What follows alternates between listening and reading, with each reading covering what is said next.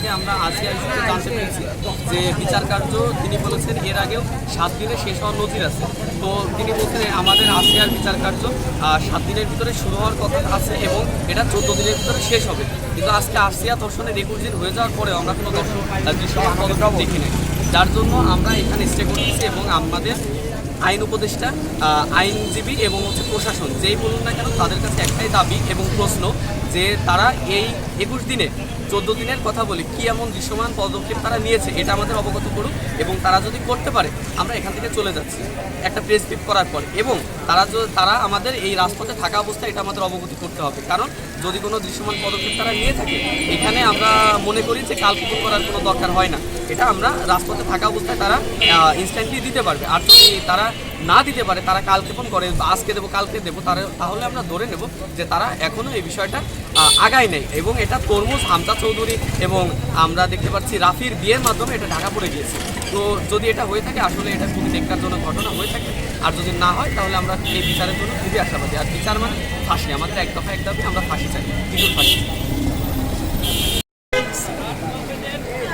তুমি কে আমি কে আসিয়া আসিয়া আসিয়া আসিয়া তুমি কে আমি কে তুমি কে আমি কে আসিয়া দিন হয়ে গেছে এই থেকে এটা আমাদের অ্যাকশন আমাদের অ্যাকশন ডাইরেক্ট অ্যাকশন আমাদের action direct action direct action আমাদের অ্যাকশন ডাইরেক্ট অ্যাকশন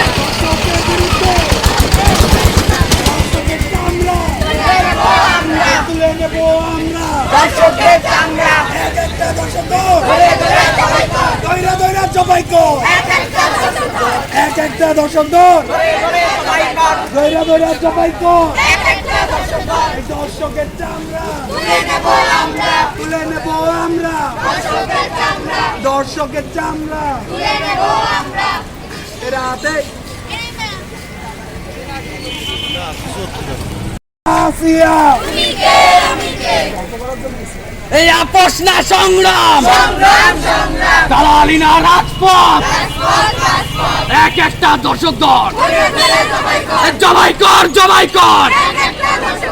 এক একটা দর্শক দল এই প্রশাসন চুপ কেন এই জবাব চাই প্রশাসন চুপ কেন ভিডু কেন বাইরে আমার বোন কবরে আমার বোনের কান্না আর না এই আপোষ না সংগ্রাম ক্ষমতা নাকি জনতা ক্ষমতা নাকি জনতা action to action action to action action to action তুমি কে আমি কে তুমি কে আমি কে এই আপোষ না সংগ্রাম রশি লাগলে রশি দে রশি লাগলে রশি দে